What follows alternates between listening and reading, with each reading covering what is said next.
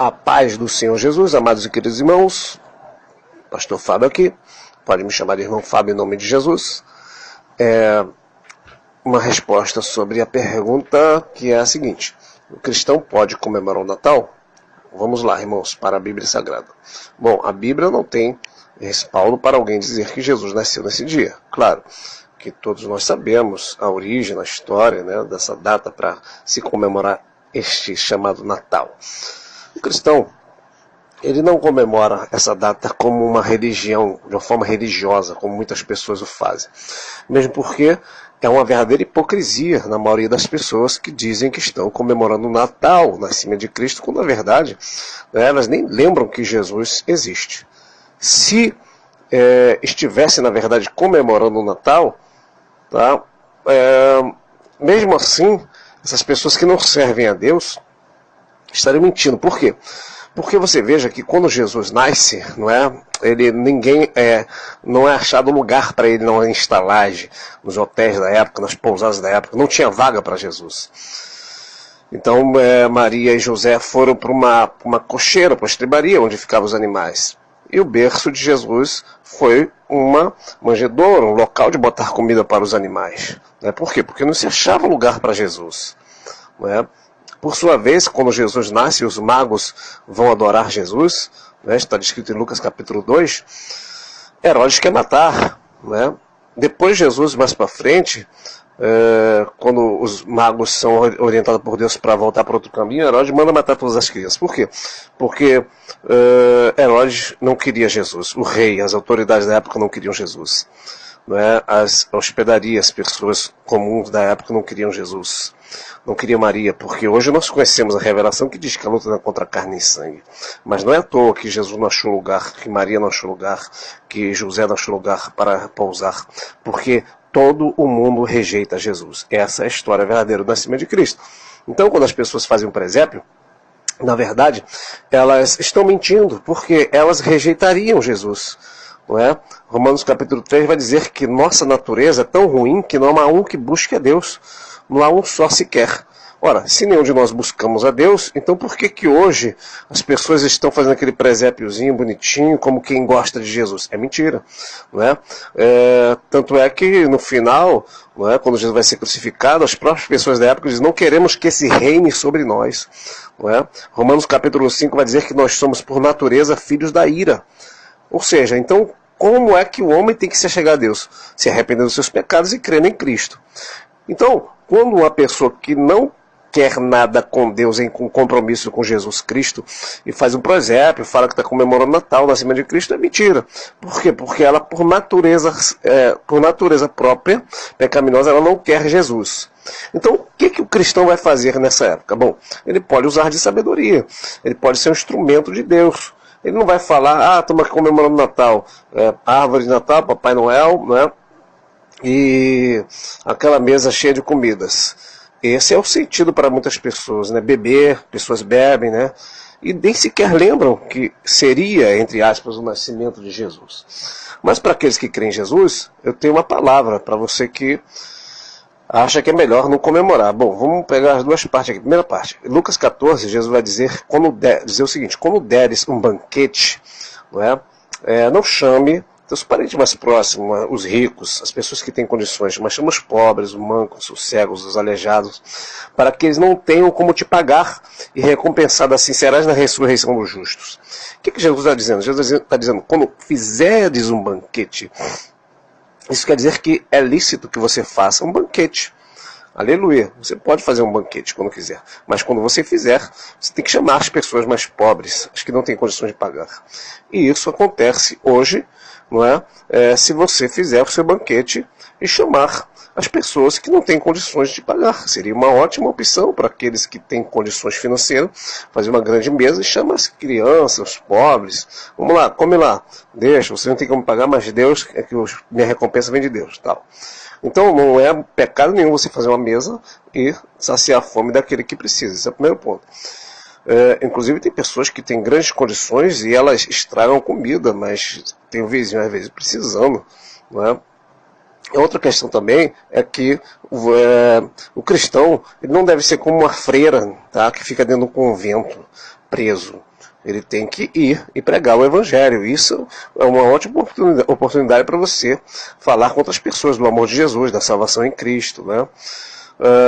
E as pessoas também em geral, né? Eu trabalhei no comércio também, sabe que nesta época, né, as vendas quadriplicam, né? As pessoas vendem muito e todas as pessoas acabam sendo beneficiadas, até aquele que é contra o Natal, tá? Ele acaba sendo abençoado também, porque ele recebe seu salário melhor, né? Ele está trabalhando muitas das vezes e está levando o pão de cada dia para sua casa, e muito mais a quantidade, né, digamos assim, ele é mais abençoado materialmente, financeiramente por causa desta data, não é? Então as pessoas que reclamam também tinham que pensar então em não trabalhar nesta época, né, e não receber nada, já que reclamam também desta data em que ele mesmo está sendo abençoado. Mesmo a pessoa que mora lá numa fazendinha, ela acaba sendo beneficiada, porque se ela planta feijão, vai vender mais feijão, se ela planta trigo, vai fazer mais panetone, se ela cria porco, vai vender mais pernil, e por aí vai. Tudo que a pessoa vende, irmãos, eu já trabalhei no comércio do Natal, tudo que a pessoa bota para vender, vende muito. Então todos acabam sendo abençoados, mesmo que não trabalha diretamente no comércio, mas dinheiro circulando significa que todo mundo está sendo abençoado financeiramente. Então também a pessoa não pode murmurar, esse é outro ponto. A outra questão também é que, claro, não existe essa data, né? Que fique bem claro isso. Vamos comemorar o Natal. Não existe essa data na Bíblia. Mas nós sabemos que Jesus nasceu. Jesus não nasceu um dia? Então essa é uma oportunidade para nós sermos sal da terra e luz no mundo. E dizermos para aqueles que não creram em Jesus ainda, ó, Jesus nasceu, que Jesus venha nascer no teu coração, que você venha nascer de novo. É igual a questão do Ano Novo, né? Muitas pessoas cristãs passam aquela virada, aquele último minuto, né? De 11h59 para meia-noite, de joelhos orando, como se aquele momento ali fosse um momento mágico de oração, né? E nós sabemos que não há momentos mágicos de oração. O cristão, ele já ora o ano todo, ele tem a vida com Deus de oração, a Bíblia vai falar para orar sem cessar, perseverar na oração, buscar a Deus enquanto você pode achar, buscar e me viver, disse Amós, né? Aquele que bate se abre, o que pede recebe, clama-me e responder-te-ei. Então a Bíblia vai falar sobre orar sem cessar, orar em todo o tempo. E agora vem a pessoa naquele último momento e acha que vai estalar o dedo ali, passar a mão na lâmpada mágica e vai fazer os seus pedidos, não é? Isso, achando que Jesus vai responder só porque é meia-noite. Você está confundindo, né, o evangelho com algum tipo de mandinga gospel.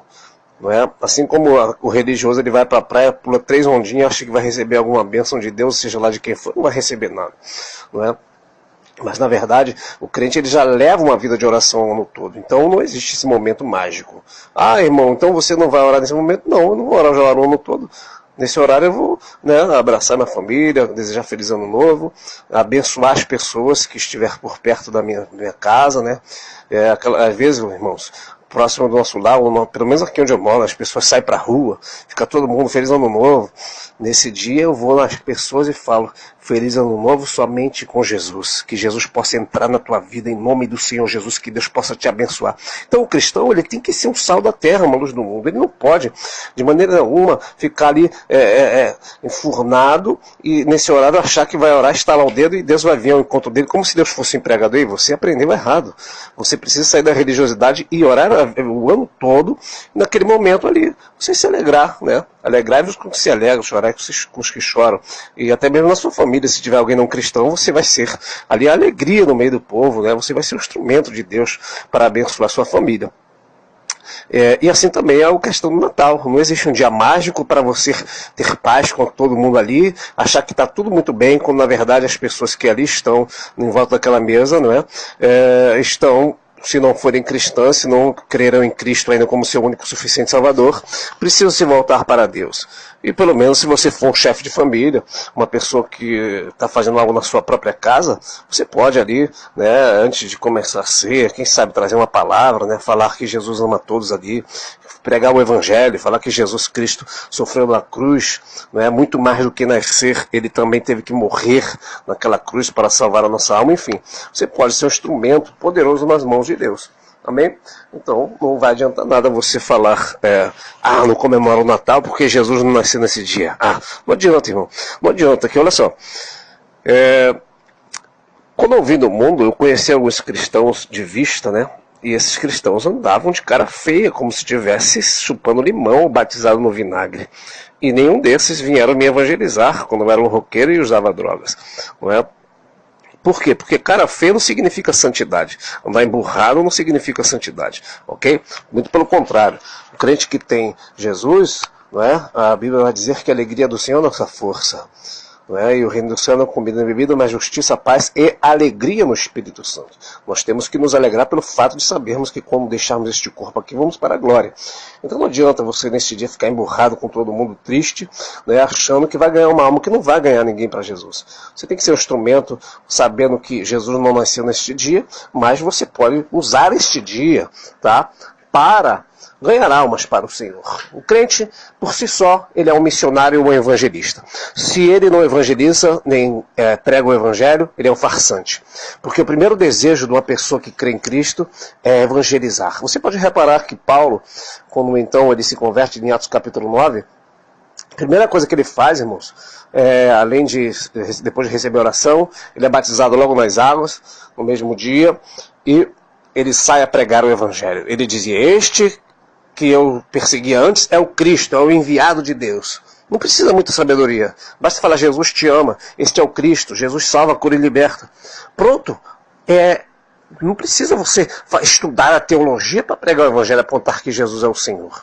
Não é? Então o crente que não prega o evangelho, ele por si só, ele está com algum problema, algum defeito, e ele precisa buscar a Deus e se converter então, porque quem é salvo, ele quer buscar almas para o Senhor. Provérbios 11:30 vai dizer que aquele que ganha almas sabe é. Então ele pode ser um instrumento da mão de Deus, assim como a questão dos aniversários, né? Você pode, porque tem religiões aí, não pode comemorar o aniversário porque o João Batista, não é? Ele perdeu a cabeça numa festa de aniversário de Herodes. Isso é muita ignorância, irmão. Está querendo culpar a data por causa da morte de João Batista. É a mesma coisa que aquela história do camarada que chegou em casa, a mulher estava atraindo ele com outro homem no sofá, e aí o que ele fez? Vendeu o sofá. O problema então estava no sofá. Então essa questão do aniversário não estava na data do aniversário de Herodes, não foi a data do aniversário que foi a culpa da morte de João Batista, e sim a mulher mau caráter que pediu a cabeça dele. Então o que fez estragar o aniversário foi a pessoa mau caráter que ali estava, que mandou assassinar e tirar a cabeça de João Batista. Então você comemorar seu aniversário não tem pecado nenhum, não tem problema nenhum. Inclusive você pode chegar e falar para as pessoas: amanhã vai ter meu aniversário na minha casa, vamos ter um bolo, um guaraná, salgadinho, vai lá. Aí como está todas aquelas pessoas lá que são seus amigos, que não são cristãos, você se levanta e começa a dar o seu testemunho. Fala: olha, vocês me conhecem, sabe que, né, eu andava com vocês, e agora Jesus entrou na minha vida, e deixa Deus te usar. Né? Prega o caminho do Senhor Jesus, e ali você vai ser um instrumento para evangelizar. E outra coisa também, tem a questão dos símbolos, né? O Natal, o cristão, ele não tem nada a ver com esses símbolos. Papai Noel, árvore, nada disso o cristão bota na casa dele, pisca-pisca, não é? O cristão está fora de tudo isso. Tem uma palavra interessante de Jeremias capítulo 10, verso 3, que diz o seguinte: que os costumes dos povos são vaidade, pois cortam no bosque o madeiro, obra das mãos do artifício feita com machado, com prata e com ouro enfeita, com pregos, com martelos, e firmam para que não se mova. Então já no tempo de Jeremias ele tinha esse costume de cortar árvores, pinheiros e enfeitar. Dizem, né, e não só dizem, como está isso na literatura extra-cristã, ou seja, não está na Bíblia, mas nos livros de história, até as enciclopédias antigas, Barças, que hoje você acha também na internet, uma história que se diz o seguinte: diz que Nimrod, né, isso está em Gênesis 10, ele vai ser, né, aquele que vai edificar Nínive, Babel, edificar a Torre de Babel, e inclusive criando a primeira religião, um ajuntamento de pessoas. Não é? Ele é uma figura do anticristo, porque ele vai desobedecer a lei de Deus, a ordem de ir e se multiplicar. E o que ele vai fazer? Segundo essa literatura extra-bíblica, ele vai se casar com a própria mãe, Semiramis, e daí ele vai dizer que é um deus, né? Ele era idolatrado, até que chega um dia que ele morre. Só que quando ele morre, vem então a questão: mas ele era Deus, então como é que ele morreu? E aí a mãe Semiramis, né, que era uma mulher também pagã ímpia, que tinha um caso com seu próprio filho, ela fica no mato sem cachorro. Então a coisa piora ainda quando Na verdade, ela diz que ele foi para o sol, né? Que ele era o Deus Sol, então ele está lá agora brilhando no céu. Só que como a mulher era pagã ímpia, ela se engravida de outro homem e ela diz que, na verdade, ela está grávida do Deus Sol, que é Nimrod. E aí ela tem um filho e coloca o nome do filho de Tamuz. E este filho chama-se Tamuz e ela diz que é a própria reencarnação de Nimrod. Só que este filho chamado Tamuz vai sair para caçar e morre prematuramente, ainda jovem. E o seu corpo fica muitos dias na floresta. Quando é encontrado, acha-se um pequeno pinheiro nascendo por meio do seu corpo decomposto.